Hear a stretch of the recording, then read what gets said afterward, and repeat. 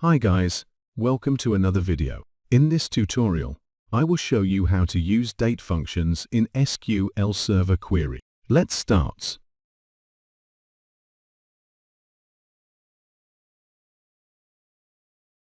The first function is current timestamp function. This used to returns the current date and time. Let's see how to use it. In SQL query, write select current timestamp as time now. Then execute query. As you see in result page, it return our current date. Now we will get the current month from current date by declare DATEDD equals select current timestamp. Use format function as select format open brackets, put at D, single quote, MMMM, then run. You will see current month. Now we will get current year from current timestamp function by select year, open brackets at D. Then run, you will see 2024 as current year.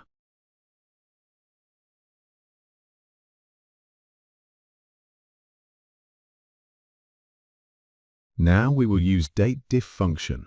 This function returns the difference between two dates. We declare D1 and D2 as date and specify date for each one.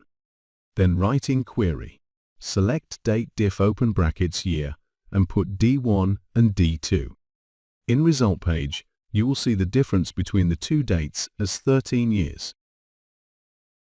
If you replace in the same query month instead of year, you will get the difference between the two dates as 156 month, and if you replace day instead of month, you will get the difference between the two dates as 4,748 days.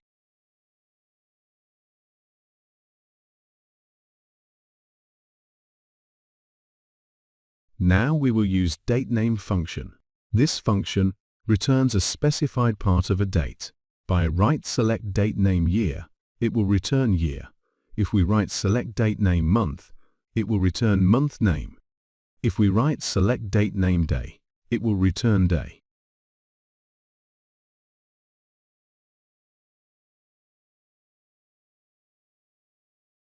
Now we will use DATEADD function. This function adds a time or date interval to a date and then returns the date. By write select DATEADD year and put the numbers of years you want to add.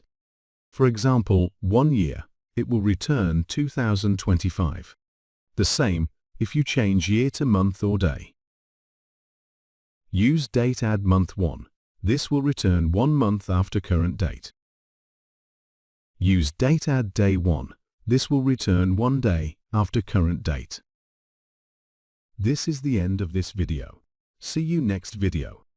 Don't forget to like, share and subscribe. See you soon.